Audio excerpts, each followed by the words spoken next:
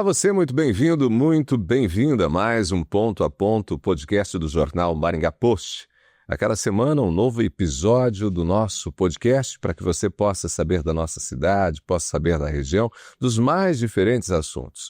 O nosso Ponto a Ponto aborda aquilo que tem a ver com a vida das pessoas, aquilo que acontece no dia a dia da nossa cidade. A gente trata de negócios, a gente trata de política e a gente trata de futebol. Esse é o tema de hoje. Vamos conversar um pouquinho sobre o Maringá Futebol Clube.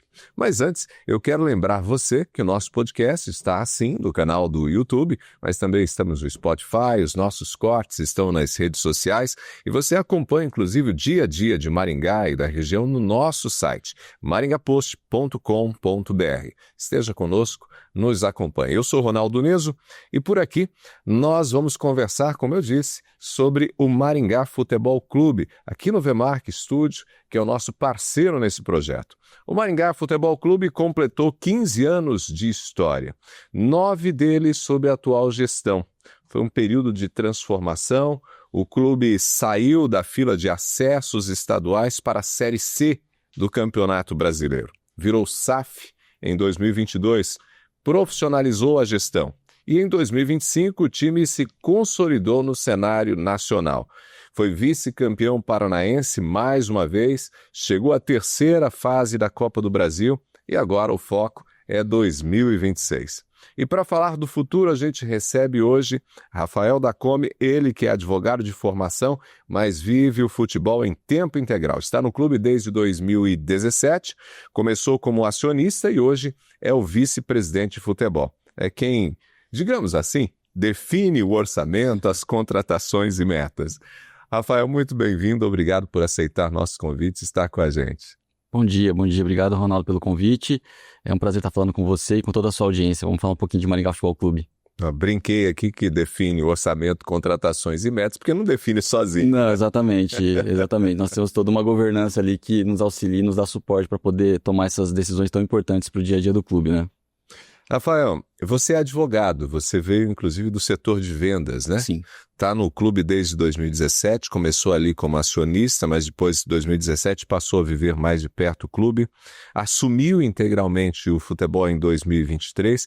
Conta pra gente como que foi essa transição do escritório para a beira do campo, para a gestão do vestiário. Legal. Vou resumir um pouquinho essa história, que ela é um pouquinho extensa. Como você disse, eu sou advogado de formação, me formei na UEM, ali em 2005, 2006, já trabalhava na área do direito ali desde essa época, advoguei por alguns anos, até 2012, 2013, quando então assumi o departamento comercial de uma outra empresa da família da minha esposa, na área de medicamentos veterinários, onde fiquei mais 10 anos na área da gestão comercial. Aí estudei sobre marketing, sobre gestão comercial, gestão de pessoas, e me aprofundei bastante nessa área. E nesse intervalo, ali em 2016 por 2017, iniciei a conversa com o João Vitor, que na época já estava como acionista do Maringá Futebol Clube, a convite do Gustavo Pozobon na época. E ele, sabedor do meu entusiasmo pelo futebol, da minha paixão pelo futebol, falou, ele me chamava de Dacome, você tem que participar com a gente, você tem que estar junto com a gente nesse projeto, né? Enfim, me vendeu o projeto na época. À época éramos 4 ou 5 acionistas que estavam ali por trás do projeto. E eu encarei esse desafio junto com ele, junto com o Juninho na época, Márcio Sendeski, Joe Sendeski, a família Regine ainda fazia parte desse board na época. E a partir de lá nós já passamos a tentar transformar o Maringá Futebol Clube numa empresa, né? A gente já começou a organizar os processos melhores, a organizar os orçamentos de uma forma mais assertiva, mas eu ainda continuava na área comercial, dividindo meu tempo com a participação ali nas reuniões da diretoria do Maringá Futebol Clube. E aí, em 2023, eu me desliguei da gestão comercial completamente, já estava participando muito ali do Maringá, e o João me fez o convite para ser o vice-presidente de futebol do Maringá Futebol Clube, para estar ali numa posição de controle de orçamento, não definição especialmente, né, mas de controle de orçamento, que é muito importante. Nós hoje temos, né, nesse decorrer do tempo, muitas coisas mudaram, né, ali em 2020, como a gente estava conversando aqui fora, a gente acabou entendendo que os caminhos que nós queríamos adotar como empresa de futebol eram um pouco diferentes dos acionistas que estavam à época, então a gente fez um acordo para que nós, a partir de 2020, com pandemia e com tudo mais, a gente acabou comprando uma parte dos acionistas antigos, que é a família Regina, o Paulinho e o seu João, que aliás são pessoas que nós nos damos muito bem até hoje, apesar de estarem no rival hoje, no Galo Maringá, são pessoas que fizeram parte da nossa história ali de 17 até 2020. E a partir de então, a gente até montou um elenco em 2020 para poder disputar as competições, só que com a pandemia os campeonatos não aconteceram, tivemos que desfazer todo aquele elenco na época, e aí fomos, com a paralisação de tudo na época, a gente acabou indo para o mercado buscar novos parceiros para poder estarem junto conosco ali em 2020 e 2021 para poder nos ajudar a administrar o futebol. Por quê? Todos nós que estávamos ali na época, com exceção da família Regina, não éramos do futebol. A gente vinha da gestão empresarial, né? O João empresário, o Márcio, o Joe, eu, né, em outras empresas, e não tínhamos uma afeição tão grande à gestão do futebol propriamente dita. E aí fomos buscar no mercado pessoas que pudessem ser acionistas e ao mesmo tempo nos ajudar na gestão do futebol. E encontramos na época o Thiago, o Gustavo do Carmo, que é o atual presidente do Cianorte hoje, o Giovanni, que é nosso consultor hoje também. São pessoas que vieram nos ajudar na época como acionistas e também como gestores de futebol a poder montar elencos, escolher melhor as pessoas que trabalhavam com a gente, comissão técnica, jogadores. E a partir de 2020, de fato, a gente começou a ter resultados esportivos mais relevantes. E aí, em 23, o João fez o convite para assumir a vice-presidente de futebol para poder também fazer essa interface com os hoje 40 acionistas que fazem parte desse board, porque desde 2020 para cá, a gente foi ao mercado buscar pessoas que também eram entusiastas do futebol, que queriam ver o futebol maringaense voltar a brilhar no cenário nacional, que queriam participar desse projeto. Então, são pessoas que hoje participam, investem no projeto, e eu faço também o trabalho de manter essas pessoas municiadas das informações que acontecem no futebol. Então, contratações, pré-temporada, como as coisas estão andando, como está o vestiário, como funciona. Faço essa interface e, claro, ali faço a gestão de orçamento junto com o nosso CEO, o Clério Júnior, junto com o Thiago Reines, para poder definir principalmente como é que nós vamos alocar os recursos que a gente tem, tanto de receitas próprias quanto do dinheiro dos acionistas que são alocados no projeto. Deixa eu aproveitar aqui que você falou justamente dessa transição e que todo time, né, que estava assumindo ali era um time de empresários, mas que não era necessariamente do futebol, embora apaixonados pelo futebol. Essa é uma curiosidade pessoal mesmo. O Brasil é um país que tem grandes clubes, né, mas que, do ponto de vista de gestão, né, os clubes quase todos são problemáticos, né? Brasil, assim, a gente, com exceção hoje de Flamengo e Palmeiras, né? Praticamente todos eles têm dificuldades, dívidas, né? Talvez um dos times de maior torcida, como por exemplo o Corinthians, né? Mais de 2 bilhões em dívidas. E aí, como que você traz uma expertise, né? Para desenvolver um clube que está, digamos, ainda começando, um clube jovem, para que ele possa ter resultados, sendo que o próprio cenário nacional não te ajuda, digamos assim, com especialistas que possam trazer para você uma visão de futebol como resultado, inclusive, financeiro. Esse é um ponto muito interessante. Eu acho que nos últimos anos o futebol brasileiro, mundial e brasileiro, mais recentemente, vem passando por uma transformação muito grande. A própria lei da SAF que surgiu, né, permitindo aos clubes se transformarem em sociedades anônimas do futebol, faz parte dessa transformação. Agora, é claro, você falou de Palmeiras e Flamengo hoje, que estão no top hoje do Brasil, não são SAF, são clubes associativos. Então, assim, o fato de ser associativo ou SAF não quer dizer que você vai ter sucesso ou não. O que manda, de fato, é a gestão. Né? A Leila hoje no Palmeiras, ela transformou a gestão do Palmeiras. Mas por ser um clube associativo, uma eleição amanhã ou depois pode mudar todo esse cenário.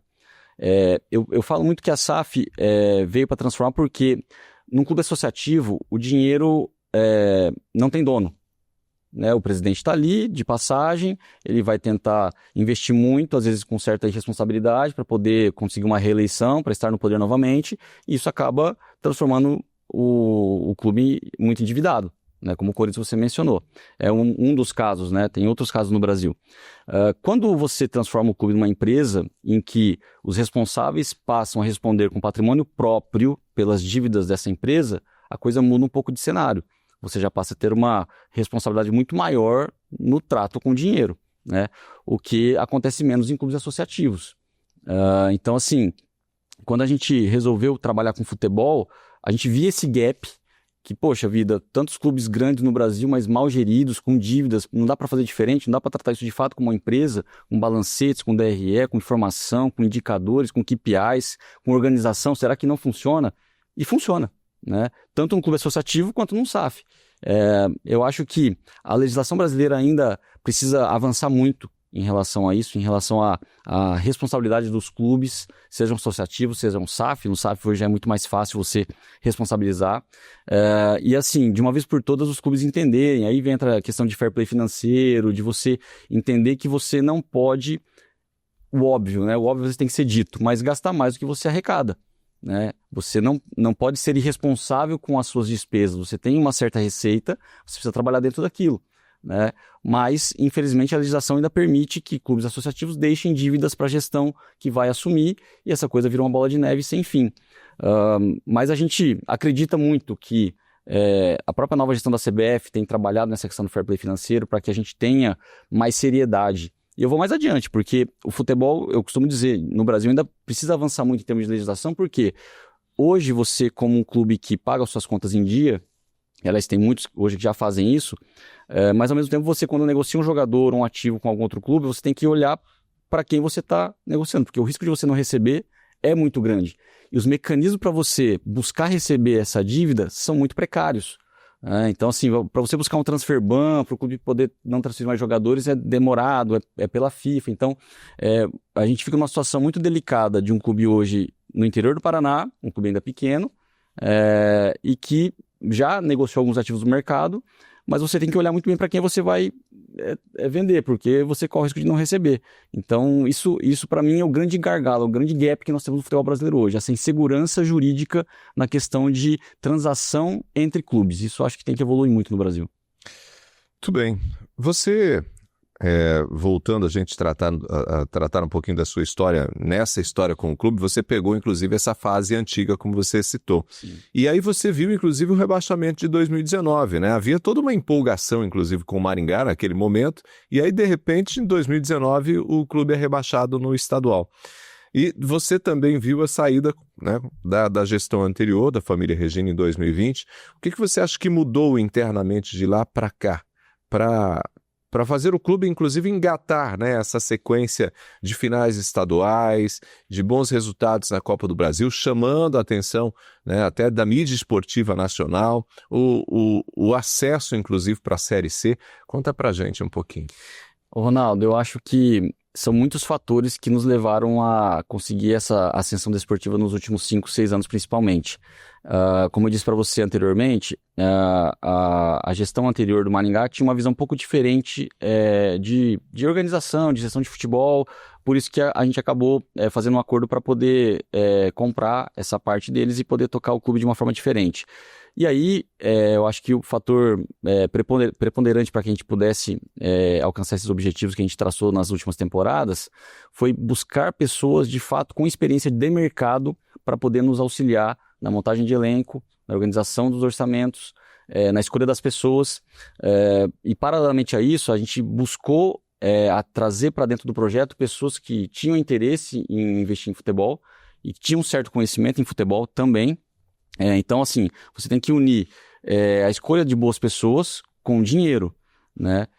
Nós nunca fomos as maiores folhas de pagamento das competições, a gente nunca foi os maiores orçamentos, as nossas receitas não permitem isso, mas a gente sempre procurou pagar nossas contas todas em dia, desde o início, desde 2016, 2017, desde que nós assumimos, sempre honramos todos os nossos compromissos, sempre tudo aquilo foi combinado, foi cumprido. Então, a gente começou, as pessoas começaram a enxergar o Maringá e falaram, poxa, primeiro, uma cidade maravilhosa, eleita tantas vezes a cidade melhor para se morar no Brasil, isso era um atrativo, um clube que vinha honrando todos os seus compromissos, com todas as pessoas que estavam envolvidas no projeto. Isso também atrai, porque ainda mais naquela época, né, a gente falou de 9, 8 anos atrás, era muito comum no futebol, e ainda jogadores ficarem sem receber salário. Nós tivemos times que ascenderam a Série B agora, que estavam disputando a Série C conosco, que até hoje não pagaram o salário dos jogadores. Então, assim, isso ainda infelizmente, muito comum.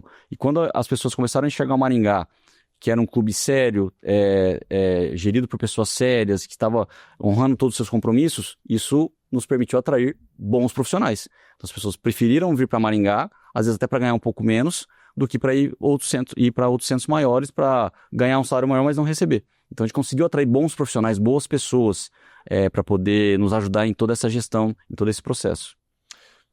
Hoje, como que funciona o departamento de inteligência? Se fala muito hoje sobre esse investimento, né, nos clubes para que tenha um departamento de inteligência. Vocês têm, né, critérios específicos para contratar? Existe, digamos assim, um perfil que vocês levam em consideração? Como que funciona esse processo de seleção desses profissionais que vão para o campo? Legal.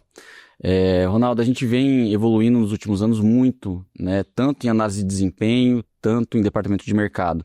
A gente percebeu que esse investimento se faz necessário, porque no fim das contas, como você precisa sempre estar gerando novas receitas para o clube, para que o clube em algum momento se autossustente, e que fique claro, ele não é autossustentável ainda hoje, ele depende do recurso dos acionistas, mas para que você em algum momento faça com que essa conta, né, fique no 0 a 0 pelo menos, você precisa gerar ativos que são jogadores. Então, o investimento nesse departamento de mercado e análise de desempenho é muito importante.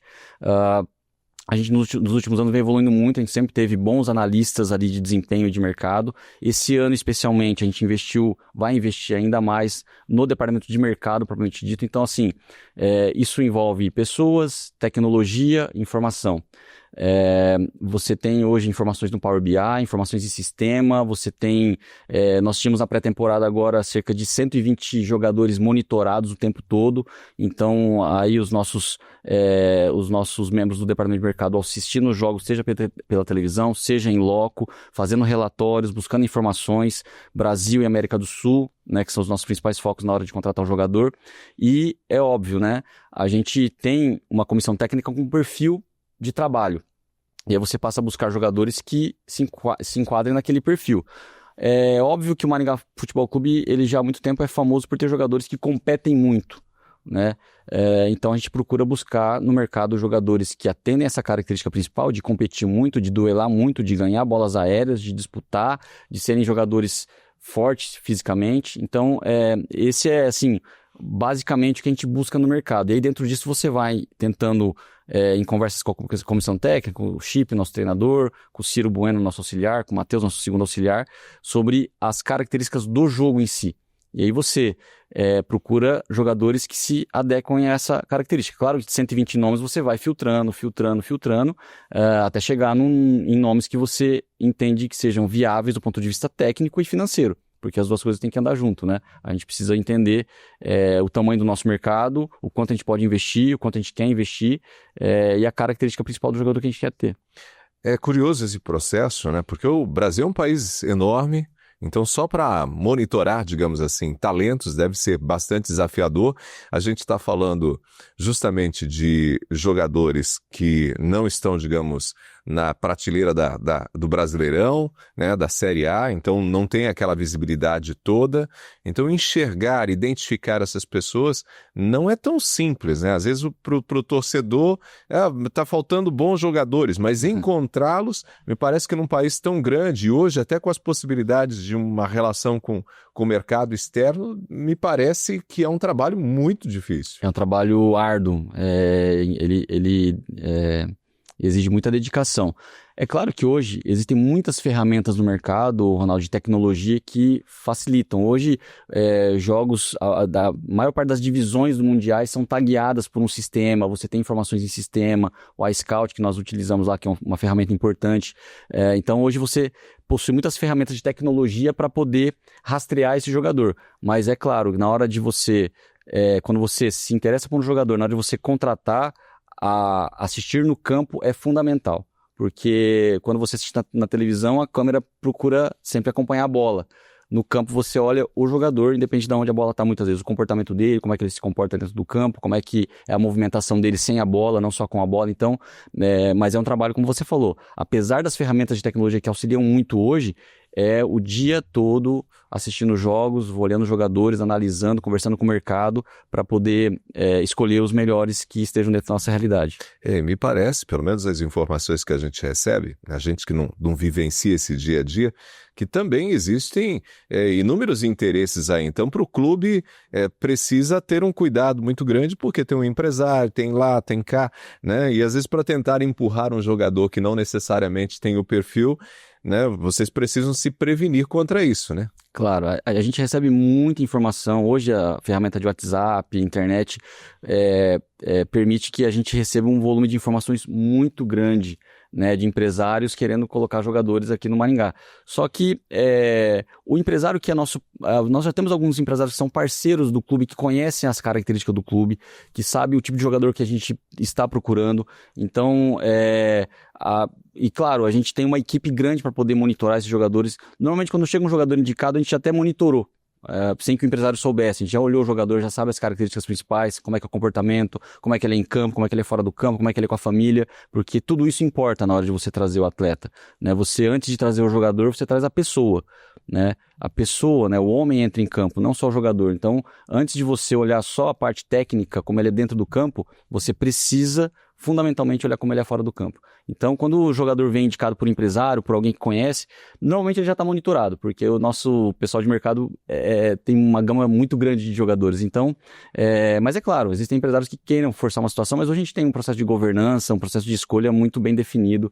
Então, a gente de fato vai naquilo que está dentro da nossa realidade financeira e dentro daquilo que a gente de fato necessita dentro do campo. Certamente houve muita profissionalização nesse processo, né?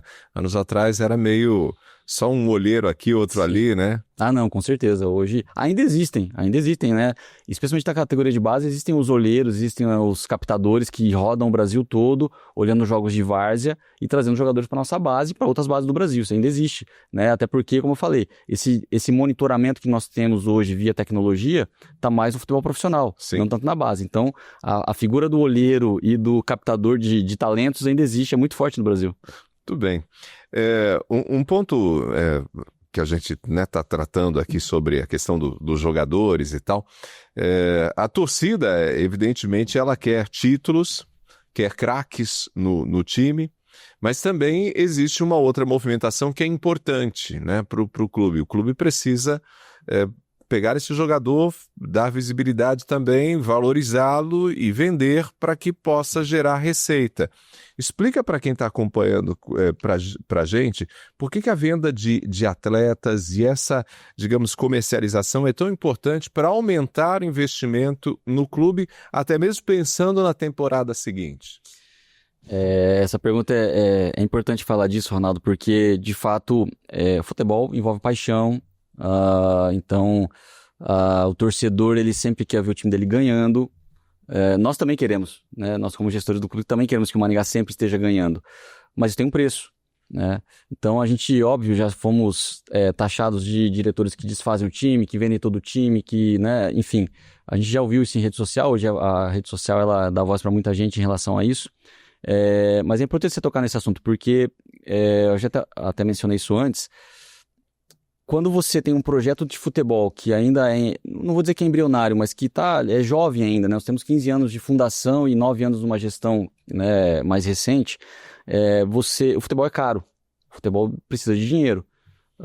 Nossas principais fontes de recursos hoje são patrocínio, venda de atletas, premiações, especialmente Copa do Brasil e Série C tem uma certa premiação também, mas você precisa de dinheiro para tocar o projeto. Você tem um board de acionistas que banca o projeto, mas você não pode ficar anos e anos e anos recorrendo ao acionista para que ele possa bancar o projeto. Então, assim, quando você consegue ir ao mercado, né, como nós fizemos com diversos atletas, Zé Vitor, Bianchi, Rodrigo, que foi vindo para o Fortaleza esse ano, a gente encontrou esses jogadores lá em Série A2 de Paulista, Série A3 de Paulista, enfim, em campeonatos não tão expressivos, e você consegue identificar esse ativo, investir no ativo e trazer, fazer com que ele se valorize aqui para poder sair, não é inteligente você mantê-lo aqui. Por quê? Vou dar o exemplo do Rodrigo. Nós poderíamos não ter vendido o Rodrigo para o Fortaleza no início do ano? Poderíamos não ter vendido. Nós subiríamos para a Série B com o Rodrigo? Não sei.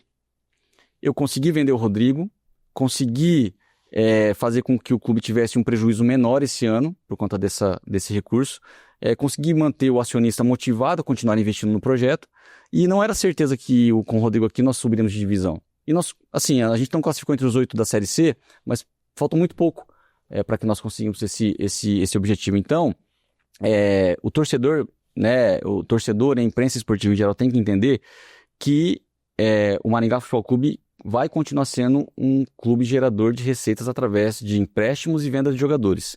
Ah, mas vocês não vão subir de divisão. Nós vamos. Isso não é uma conta que é exata. Você precisa primeiro tentar transformar o seu clube num clube superavitário. É difícil dizer nesse momento, mas pelo menos que o prejuízo venha diminuindo a cada ano. E de fato, daqui a 2 ou 3 anos, a nossa ideia é que o clube comece a ser superavitário. Para isso, a negociação de jogadores ela é fundamental. Por isso a gente investe tanto no departamento de mercado, para que nós sempre tenhamos jogadores para substituir aqueles que são negociados. O grande segredo desse negócio é isso, é que você sempre tenha, a hora que inicia a competição, você já sabe, olha, esse jogador, possivelmente vão sair após o Paranaense ou após o final da Série C. Para isso você tem um elenco sombra que você já vem monitorando há muito tempo. Olha, se sair esse, a gente vai trazer esse. Se sair aquele, nós vamos trazer aquele outro. Para que você consiga manter uma performance esportiva, mesmo que você perca os seus principais jogadores por conta de negociações.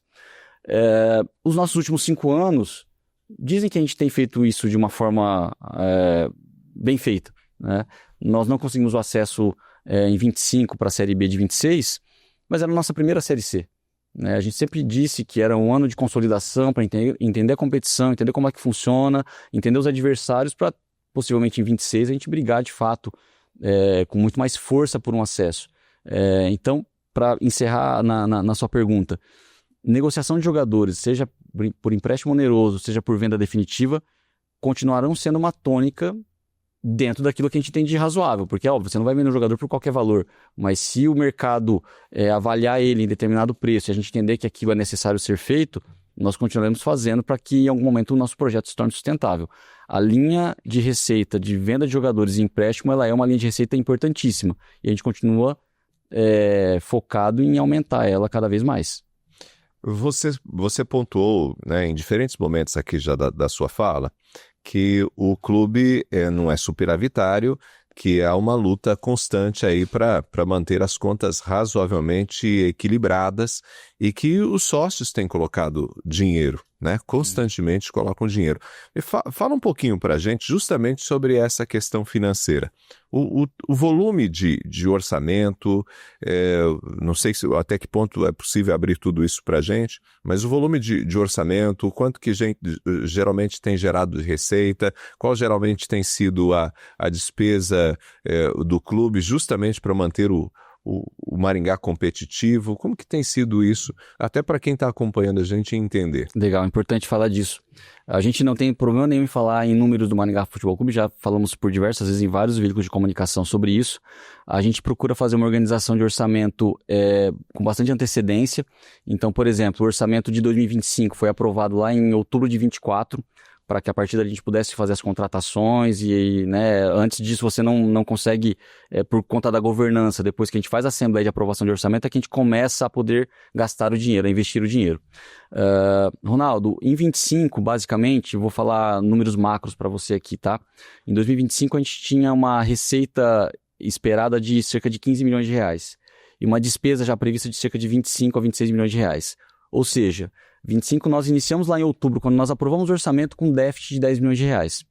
Então a gente vai para o acionista e fala, acionista, nós estamos com um projeto assim, assado, vai funcionar dessa forma, nossas linhas de receita são essas, nossas linhas de despesa são essas, nós temos um déficit de 10 milhões, a gente aprova esse orçamento e manda para cada um aquilo que cada um vai ter que contribuir durante o ano, distribui isso num fluxo de caixa que atende às nossas necessidades e o acionista vai e coloca aquele dinheiro todos os meses para poder bancar essa despesa, essa diferença de fluxo de caixa. É claro que quando a gente faz esse cenário, a gente procura fazer um cenário muito, não vou dizer pessimista, mas assim, muito realista. Né? A gente tem uma série de riscos positivos que a gente não pode considerar. Por exemplo, Copa do Brasil. Eu não posso fazer um orçamento achando que eu vou passar para a segunda e para a terceira fase de Copa do Brasil. Isso aconteceu em 25. Né? Então é uma receita inesperada que nós tivemos. Nós temos uma meta de receita para venda e empréstimo de jogadores. A nossa meta em 25 foi superada. Então isso também contribuiu para que nós reduzíssemos o aporte do acionista. Então, no final do ano, o aporte deve ter ficado em torno de 6 milhões e meio mais ou menos, por conta dessas receitas extraordinárias que nós conseguimos fazer com que viessem para poder diminuir o aporte do acionista. É claro que boa parte desses recursos que a gente acaba gerando de forma inesperada, a gente também reinveste, né? Você paga premiações, você paga o famoso bicho para o jogador, você reinveste em contratações. Então, a gente faz um equilíbrio para, ao mesmo tempo, buscar reduzir o sacrifício do acionista de colocar dinheiro e também manter o investimento no Ou seja, até futebol. deixar um investimento um pouquinho melhor do que aquilo que tinha sido previsto. Exato. Se era 15, vamos de chegar fato, a 18. a gente, quando precisou trazer o Morelli, nós fizemos um esforço maior, nossa folha de pagamento acabou sendo um pouco maior do que nós tínhamos previsto em outubro, porque nós tínhamos um recurso a mais, fizemos a assembleia novamente. Pessoal, ó, nós vamos alocar um recurso aqui para diminuir os aportes e um recurso aqui para poder aumentar em contratações para ver se a gente consegue nos classificar. Então, tudo isso é muito, muito transparente, muito conversado com o acionista. A gente tem um canal de comunicação muito aberto com eles todos. Eles têm uma confiança muito grande na nossa gestão, então isso facilita. Então, basicamente, funciona assim. Agora nós já estamos com o orçamento aprovado para 2026, também com déficit ali na casa de 8 milhões, mais ou menos, mas também é uma previsão bastante realista de 8 a 9 milhões de déficit, porque nós tivemos a gente prevê alguns aumentos de receita com patrocínio, com match day, que é o dia do jogo, com sócio torcedor, com venda de produtos, né? São todas linhas de receita que vem crescendo bastante, então que nos ajuda cada vez mais a diminuir esse gap entre as receitas e as despesas. Mas, fatalmente, no futebol, o que eu costumei ver nos últimos 9 anos, é que as linhas de despesa costumam crescer muito mais rápido que as linhas de receita. Então, quando nós entramos no projeto, a gente já era sabedor de que nós teríamos esse sacrifício de colocar dinheiro, de investir dinheiro no clube, até que a gente consiga tornar essa conta superavitária. No final das contas, 2025, qual foi, digamos, o recurso aplicado no total no Maringá? 26 milhões. 26 milhões. 26 milhões. 26 milhões. Para muita gente é muito dinheiro, mas ao mesmo tempo para um clube de futebol está muito distante, digamos, daquilo que às vezes clubes médios e grandes... Só para a gente ter uma referência, Ronaldo, da Série C que nós disputamos em 25... Nossa folha de pagamento a gente fez uma pesquisa de mercado para poder entender como é que os clubes estavam... A gente tem muito boa relação com executivos de outros clubes e a gente conversa muito abertamente sobre isso, até para que o futebol seja cada vez mais colaborativo, né?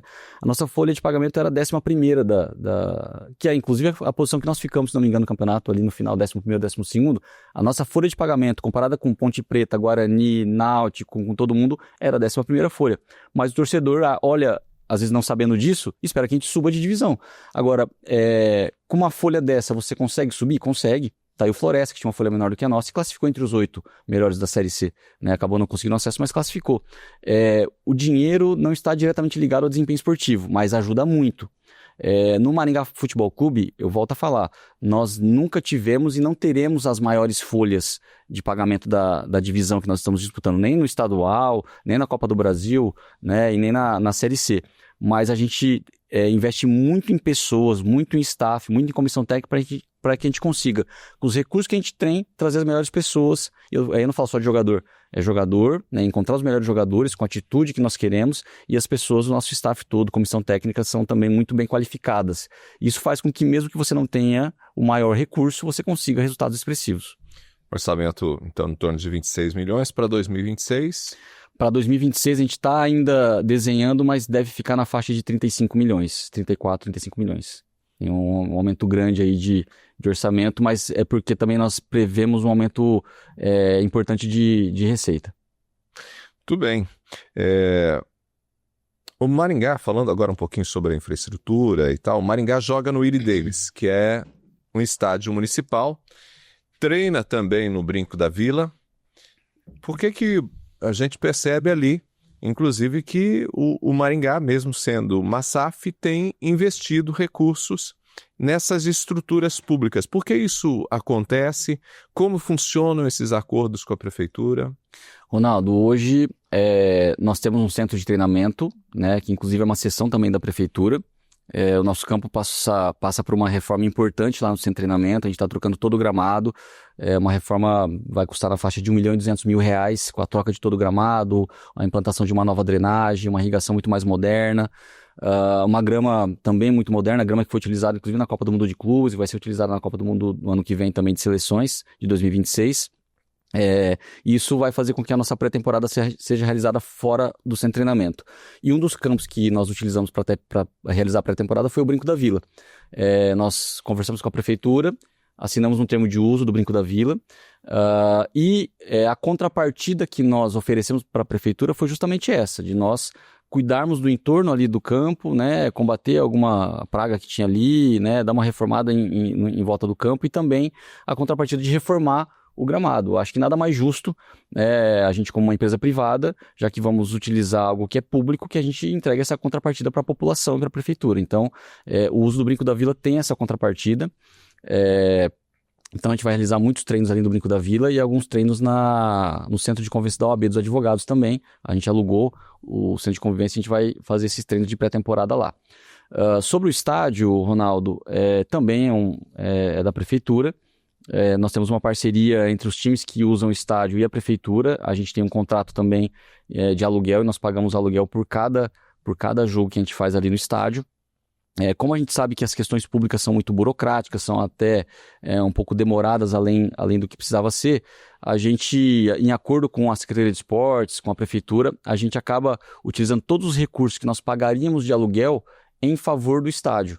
Então a gente tem um acordo com a Prefeitura de que se nós usarmos o gramado ali durante o ano por 20 vezes, o que gera ali 200 e tantos mil reais de aluguel, todo esse recurso ele é devolvido em infraestrutura, seja no gramado, seja em arquibancada, seja em banheiros, portas de banheiros, em manutenção do estádio, seja em colocar corrimões para cumprir exigências de polícia, de bombeiro. Então, sim, todo o dinheiro que o Maringá Futebol Clube deveria pagar de aluguel, ele é revertido em favor do estádio.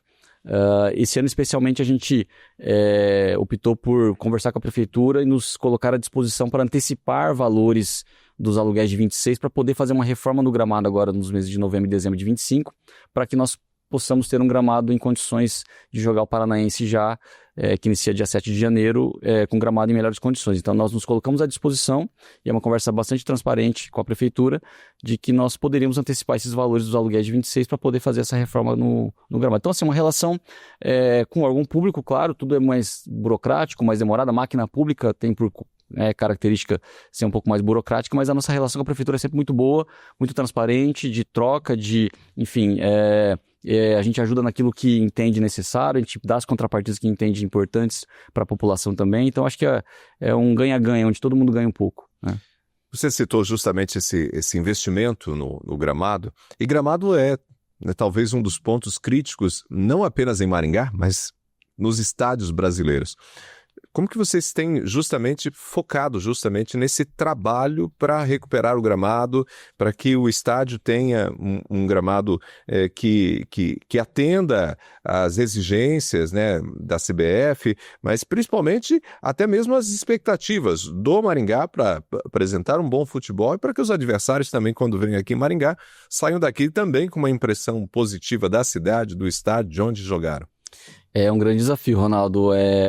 Cuidar de gramados esportivos no Brasil é um grande desafio. Tanto é que estamos vendo um grande movimento de grandes clubes no Brasil colocando grama sintética em seus estádios, dada a dificuldade de você cuidar de um gramado natural. É claro que o gramado sintético tem outras finalidades, né? Arenas que recebem shows e outros eventos, e isso acaba, um gramado natural de fato não suportaria.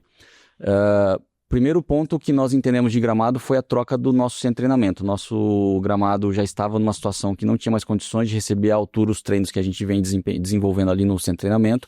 E a gente vai ter um gramado padrão Série B, Série A no nosso CT. E obviamente o estádio deve acompanhar isso. Então, assim, o gramado carece de uma manutenção diária, né? Cuidar de gramado não é não usá-lo, pelo contrário, é mantê-lo, com irrigação, com adubação, com fertilizante, com combate de pragas, é um cuidado diário. O município de Maringá tem uma empresa que presta um serviço ali através de uma licitação, que fez um serviço ali de maio até junho mais ou menos, e conseguiu recuperar bem o gramado para a temporada, mas de fato 25 foi um ano que nós sofremos muito, né? Na troca de gestão, né, na prefeitura, houve um momento ali de transição que os contratos atrasaram um pouco para serem fechados, aí não havia uma empresa para cuidar do gramado na virada do ano de 24 para 25, o gramado foi acometido por uma praga, o que acabou comprometendo, né, de forma bastante considerável a qualidade da grama. tanto é que nós agora nos oferecemos para poder fazer esse trabalho junto à prefeitura, de antecipar valores e cuidar desse gramado agora. Mas é o principal palco onde o espetáculo acontece, então a gente tem lutado muito e trabalhado muito com a prefeitura e dedicado esforços grandes no nosso treinamento e no Brinco da Vila, que são os palcos que a gente vai estar trabalhando, para que a gente tenha gramados numa condição boa para poder desempenhar o trabalho e para que os times que venham nos visitar aqui também tenham recebam um bom gramado para poder trabalhar. Você comentava, inclusive antes da nossa conversa, que o processo para muita gente de cuidado com o gramado é basicamente não usar, você citou isso nessa resposta, inclusive. Mas o cuidado de um gramado é muito, muito mais complexo do que a gente cuidar da grama da casa da gente, né? Muito mais. Porque ali, por exemplo, as traves dos jogadores ali, assim, com muita facilidade numa disputa de bola, às vezes arrancam grama. E fixar essa grama, manter ela fixa, deve ser bastante complicado. O gramado esportivo ele tem uma característica diferente da nossa grama de jardim, né? Ele sofre impactos muito relevantes. Então, tanto no centro de treinamento, tanto no estádio, que às vezes é menos usado, mas ele sofre no centro de treinamento todos os dias, né? Você está com o gramado sendo utilizado todos os dias. Em Maringá, no estádio, nós temos hoje 3 times que disputaram competição em 2025, né? Maringá Futebol Clube, Galo Maringá e Grêmio de Maringá. Fora que o estádio sendo público, obviamente a prefeitura precisa cedê-lo para outros eventos da comunidade, então o gramado é muito utilizado, né? No futebol especialmente, por conta das travas da chuteira dos jogadores, você precisa fazer uma manutenção logo pós-jogo para poder recolocar a grama no lugar, né? Replantio de grama com certa frequência, porque senão o gramado de fato não suporta. Que curioso, né? Vamos falar um pouquinho mais agora sobre essa temporada que está começando, 2026. Primeiro, todo o processo, inclusive, de preparação começou mais cedo, começou ainda em novembro, né? Essa estratégia já de quase cerca de 60 dias aí de preparação. Conta pra gente um pouquinho esse planejamento. Legal. Ronaldo, a CBF ela mudou consideravelmente o calendário do futebol brasileiro para 2026, não só pela Copa do Mundo, mas também pela Copa do Mundo. Ela encurtou bastante os estaduais, então o estadual já começa em janeiro, né? Isso fez com que nós buscássemos antecipar um pouco mais a nossa pré-temporada. A gente não gostaria de ter saído de forma precoce da Série C, mas por outro lado a gente teve uma intertemporada maior para se organizar melhor, para buscar atletas no mercado com mais tempo, com mais tranquilidade, com mais calma, para poder montar elenco com mais tranquilidade.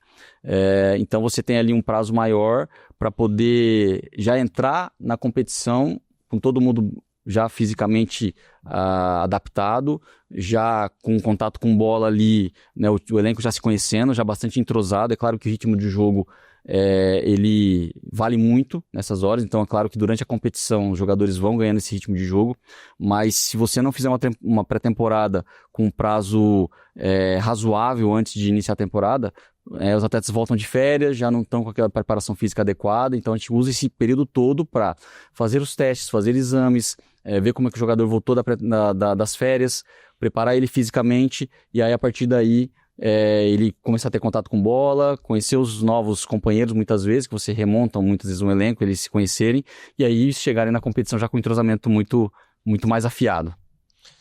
O Maringá vem de uma sequência de vices estaduais, né? 22, 24, 25. O que tem faltado para o título?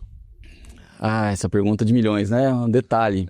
Eu acho que a gente sempre entra no campeonato estadual com a pretensão de ao menos chegar à semifinal.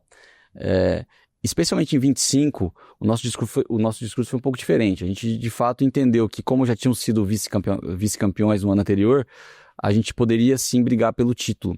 Por uma série de situações, mas principalmente porque você tinha os times da capital, Coritiba e Atlético Paranaense, eles estavam disputando a Série B do Brasileiro, né, que são times de Série A, né, que todo mundo sabe que são times de Série A, mas tinham passado por problemas e estão na Série B em 2025.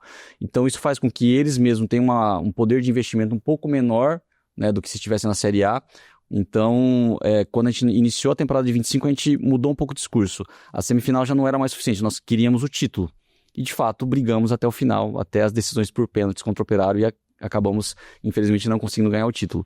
Mais uma vez em 26, a gente vai com esse objetivo novamente de pelo menos chegar à semifinal, agora com o Operário, com Coritiba e Atlético já voltando à Série A do Campeonato Brasileiro, então terá um investimento muito maior provavelmente para o início da temporada. Mas, Ronaldo, o Paranaense ele nos dá a vaga na Copa do Brasil, então para nós é muito importante que a gente sempre entre no estadual com a pretensão de chegar ao menos à semifinal, para que a gente consiga conquistar essa vaga. A gente vem nos últimos anos disputando a Copa do Brasil, ela é importante tanto para fins de reconhecimento do clube a nível nacional, quanto para fins de receita. As premiações da Copa do Brasil hoje fazem parte de uma linha de receita importante do Maringá. Então, você entra no estadual buscando o título, não só pelo título, mas buscando a vaga em uma competição nacional, que é muito importante. Sobre o título, pode parecer clichê, mas o futebol de fato é detalhes, né? Acho que a gente fez, eu não diria para você contra o Coritiba e contra o Atlético que a gente não conseguiu ser campeão, já era muito difícil conseguir títulos contra essas duas equipes, com um investimento muito maior do que o nosso. Contra o Operário, que apesar de ser um clube com investimento muito maior que o nosso, as partidas já foram mais equilibradas, né? Foram partidas mais do nosso nível, a gente conseguiu competir muito bem com essa equipe, mas infelizmente numa decisão por pênalti a gente acabou não conseguindo. Mas a gente, eu acho que se a gente olhar para trás um pouquinho, né, para o futebol maringaense, estar chegando aí em 3 finais de competição nos últimos anos, para o torcedor acho que é bacana, a gente trouxe grandes jogos para Maringá. Eu acho que a gente nunca vai deixar de sonhar com o título paranaense, a gente precisa buscar isso, acho que a torcida merece, nós merecemos pelo nosso trabalho também, mas é um campeonato de muito alto nível, né? O estadual do Paraná é um campeonato de muito alto nível, tem bons projetos aqui no Paraná, além dos times da capital, nós estamos falando de Cascavel, de Operário, de Londrina que subiu para a Série B, de Cianorte, então assim, tem muitos bons projetos no estadual, então é uma competição muito equilibrada, não é fácil, a gente fala em chegar em semifinal, em título, mas é uma competição muito desafiadora, vai ser um grande desafio. A temporada 2025, a gente citou aí o vice, né? Ela começou muito animadora de fato, né? O vice estadual que foi perdido ali, como você disse, no detalhe, numa disputa de pênaltis, chegar à terceira fase da Copa do Brasil com o empate em casa com o Atlético Mineiro e foi perder lá, né? Em Belo Horizonte, ou seja, a gente começou muito empolgado e a própria Série C, durante uma boa parte dela, o time esteve liderando ali, né, na ponta, muito próximo da ponta da tabela. E num determinado momento o clube perdeu um pouco de fôlego. E aí a própria torcida, né, estranhou o que estava acontecendo e, evidentemente, a mídia esportiva acabou tecendo críticas, questionamentos e houve até uma mudança depois de comissão técnica. E o Maringá vinha ali de pelo menos 3 anos praticamente com a mesma comissão técnica, o mesmo técnico. Enfim, eu acho que agora que tudo já passou, né, que todo mundo já conseguiu fazer uma análise do que aconteceu na temporada, né, e olhando para a próxima temporada, né, qual que é a avaliação de vocês, assim, de o que de repente acabou desajustando ali? Porque não foi uma perda de investimento, não foi uma mudança de mentalidade, nada disso, né, então... Não, você tem, de fato, a gente, quando olha para a temporada de 25, eu não digo que foi uma temporada ruim. Pelo contrário, eu acho que nós somos vice-campeões paranaenses, tivemos oscilação também no Paranaense, em algum momento a gente teve uma certa oscilação, colocamos em dúvida nosso trabalho, mas a gente conseguiu reagir naquele momento e fomos buscar o vice-campeonato paranaense. A Copa do Brasil, mais uma vez, a gente fez grandes jogos aqui, em Maringá, empate com o Atlético Mineiro, acho que conseguimos até certo ponto jogar de igual para igual com um gigante do futebol brasileiro. A Série C, de fato, nós começamos muito bem, muito embalados, né? E, assim, claro que a partir daí você começa a avaliar os acertos da temporada para que a gente possa potencializá-los para a próxima temporada, mas é óbvio que nós tivemos erros durante a temporada. E a gente procura ser muito pragmático, né, na hora de avaliar aquilo que nós talvez tenhamos errado durante a temporada, para ter ficado ali 13 jogos sem conseguir vencer, você entra num looping ali de não conseguir vitórias, perde confiança, e aí você começa a Tem uma perder questão de até convicção. psicológica ali, Obviamente, não tenha dúvida, né? O time entra, você perde um jogo, empata outro, perde um jogo, você já entra no campo já pressionado por um resultado, né? Um time muito jovem, né, talvez, né, não soube lidar com aquele momento de instabilidade, e quando você está ali no olho do furacão, você tem uma certa dificuldade de fato de olhar para fora e tentar entender o que vinha acontecendo. A gente sempre teve muita convicção no nosso trabalho, muita confiança, mas não há dúvida de que quando você olha para trás, você começa a perceber que talvez tenha faltado um pouco mais de cobrança, um pouco mais de energia da nossa parte na hora de cobrar os atletas. Claro que nós perdemos um jogador importante, que era o Rodrigo. O Rodrigo era um jogador que impactava muito no jogo. Então, apesar de nós termos começado a Série C muito bem, faltou ali, nós tivemos alguns desfalques, tivemos o Bonifácio com lesão, tivemos o Iago Santana que já vinha com uma lesão anterior, então tivemos algumas peças importantes no nosso elenco que fizeram muita falta. Mas eu acho que no futebol, especialmente, a perca de confiança ela é muito relevante. Então, quando você vem de resultados negativos, até você tentar reconquistar essa confiança é só com vitórias. E ela é um looping, né? Você só consegue vencer se você está com confiança, mas você, ao mesmo tempo, está sem a confiança para poder buscar aquela vitória. A troca do comando técnico, né? O Castilho, não tenha dúvida, de escrever o nome dele na história do Maringá Futebol Clube. Por 5 temporadas aqui, conseguiu resultados impressionantes, mas de fato, quando você não consegue que os resultados aconteçam por tanto tempo, por tantos jogos, você começa a olhar para o todo, né? Você vê às vezes que até o próprio treinador, a própria comissão técnica, o repertório dela vai se exaurindo ali, ela vai, né, perdendo um pouco a forma de lidar com a situação, né? Todo mundo se abate com uma situação dessa. Eu acho que isso valeu muito de experiência para nós, porque esses momentos no futebol não é que são frequentes, você tem que saber lidar com as intempéries do futebol. A gente passou por um período sem vencer jogos, mas o futebol ele é feito disso. Ele é feito muito mais de erros do que de acertos. A derrota faz parte do jogo, né? Então, o mais importante é que a gente manteve a convicção no nosso trabalho, a gente não vai ter uma mudança 360 porque nós não conseguimos o acesso. A gente identificou pontos de melhoria, eu acho que sempre você tem que identificar os pontos de melhoria, onde é que você errou, onde é que você pode melhorar. Trouxemos um novo comando técnico, porque entendemos que era o momento, e foi uma conversa muito tranquila com o Castilho, ele mesmo entendeu que o ambiente já estava difícil para tirar forças para poder fazer com que o grupo reagisse naquele momento. E aí vem o Rodrigo Chip, né, com uma outro tipo de bagagem, um outro tipo de abordagem. Aí conseguimos ali na reta final da Série C fugir do rebaixamento, que era um risco que nós tínhamos ali, nós conseguimos escapar de um rebaixamento que, né, certamente seria trágico para o nosso projeto. Então, eu acho que nós não tínhamos, assim, a imprensa às vezes começa a falar problema de relacionamento entre jogadores, isso não existia, não faltou trabalho, não faltou empenho, não faltou entrega, faltou detalhe, faltou talvez os jogadores, a relação socioafetiva dos jogadores ser um pouco melhor dentro do campo, né? Nós também não tínhamos jogadores importantes. O Léo Ceará foi emprestado, um jogador importante, mas era o momento dele sair também. Então, assim, diversos pontos de reflexão a gente tira desse momento que nós passamos difícil ali na Série C especialmente. Mas a gente faz um balanço positivo do ano, porque a gente sempre viu que, de fato, a Série C era uma competição muito difícil, tinham grandes clubes ali na Série C, assim como vão ter em 2026, então hoje a gente já está mais maduro para poder passar por situações parecidas com essa de uma forma um pouco mais rápida, talvez reagir um pouco mais rápido, talvez identificar mais rápido o problema e poder consertar isso de forma mais célere. E é um campeonato extenso, né? É bem diferente daquele fôlego que você precisa para um estadual, né?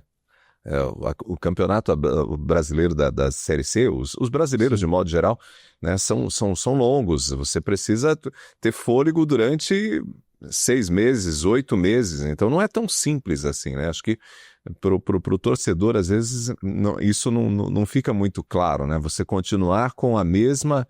Até mesmo num campeonato brasileiro no Brasileirão, na Série A, você percebe que tem clubes que às vezes até são campeões, mas que têm quedas em determinados oscilações. momentos, né? Tem oscilações. Exato.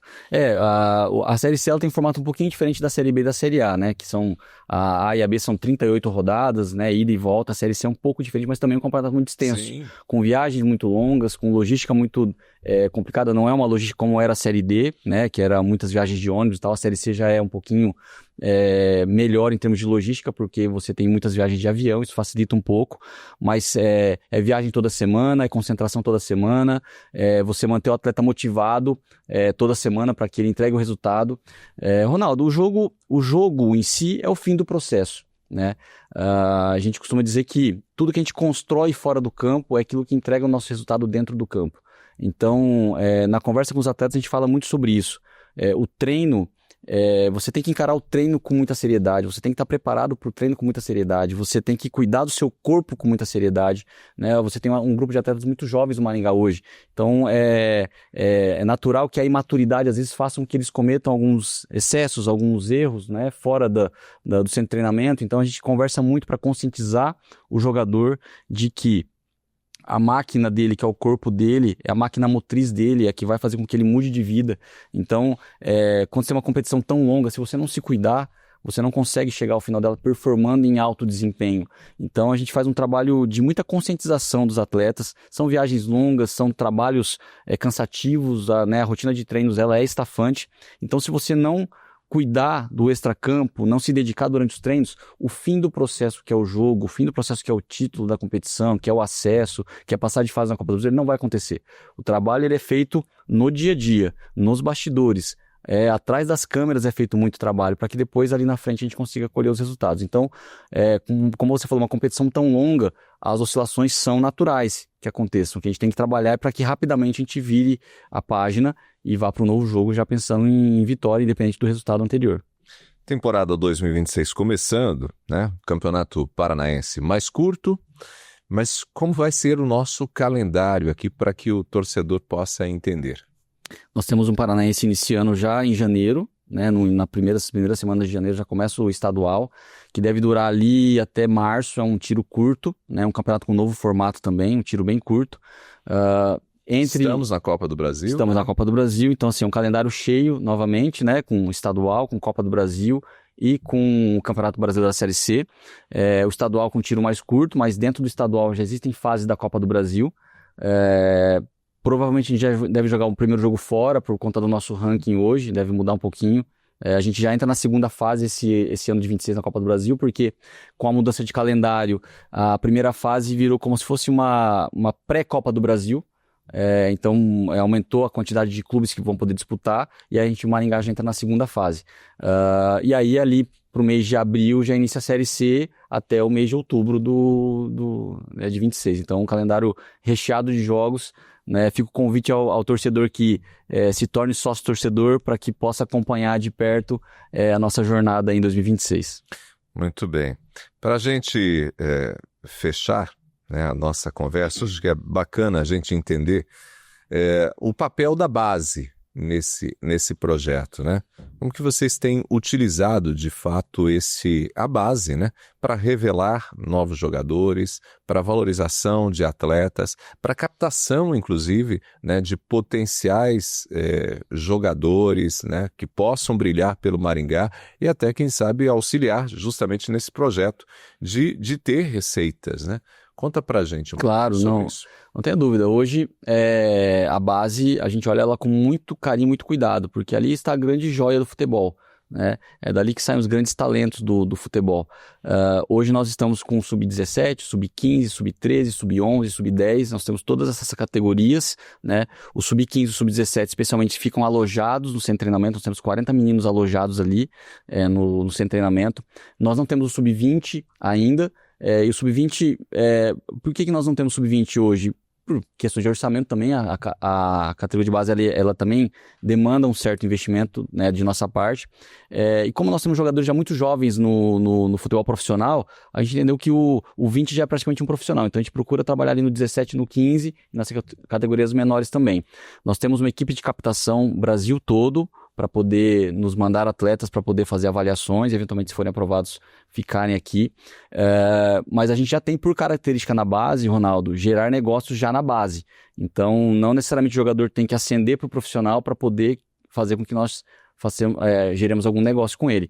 Em 25, nós conseguimos colocar, se não me engano, 16 atletas da base em clubes de maior expressão.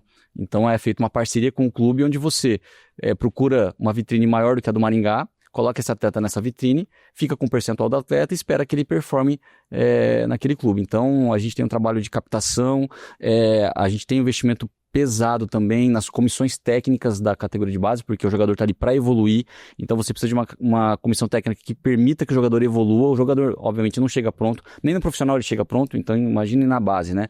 Então você trabalha muito com uma comissão técnica qualificada que permita que o jogador evolua, e desde muito cedo já incutir na cabeça do jogador de base a nossa cultura, os nossos processos, como é que as coisas funcionam, aí acompanhando o psicológico, de escola, tem que estar estudando. Então, assim, como eu falo, a gente começa a cuidar da pessoa, do ser humaninho ali desde o início, né? Para que ele se torne um jogador de renome e que se torne um ser humano que se comporte bem na sociedade. Isso começa desde cedo. O futebol educa também, né? Então, a gente tem um trabalho muito forte na base e a gente acha que desses jogadores que a gente tem colocado em grandes clubes, a gente vai conseguir revelar bons nomes e, obviamente, também o papel de alimentar o profissional. Tem jogadores que já treinaram esse ano nosso profissional, que evoluíram muito e que conseguiram ser alocados em outros clubes maiores para poder performar em alto nível também.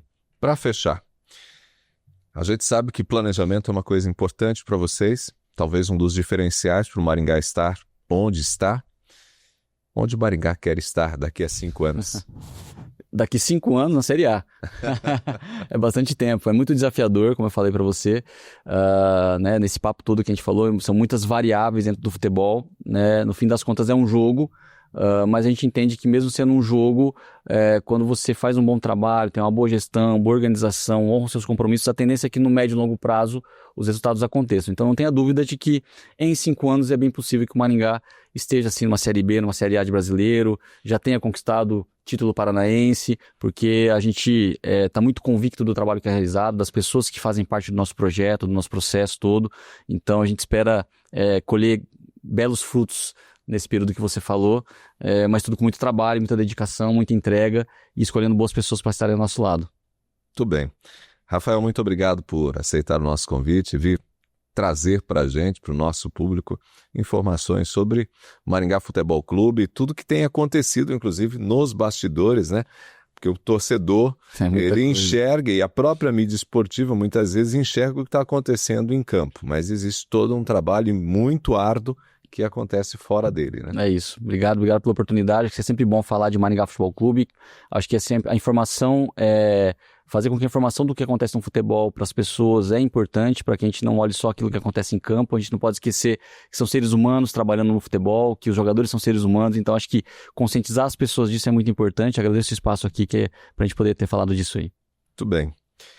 Ao Rafael, mais uma vez, obrigado. E a você que nos acompanhou. Hoje a gente recebeu o Rafael Dacome, ele que é o vice-presidente de futebol do Maringá Futebol Clube. A você que acompanhou essa conversa a respeito do nosso clube de Maringá, o Maringá Futebol Clube, hoje, né? O clube que está representando a cidade, inclusive na Série C, com potencial de jogar outras competições, inclusive com a presença, né, na Copa do Brasil, e você tem entendido um pouco o que acontece para além daquilo que a gente vê no gramado. A você que esteve com a gente, nosso muito obrigado. Nosso Ponto a Ponto fica disponível nas principais redes sociais. O nosso jornal, maringapost.com.br, está ali disponível para você acompanhar também a cidade de Maringá, os acontecimentos da política, do esporte, evidentemente, o cotidiano presente também no nosso site, maringapost.com.br. Eu sou Ronaldo Neso, fico por aqui e espero você no próximo episódio.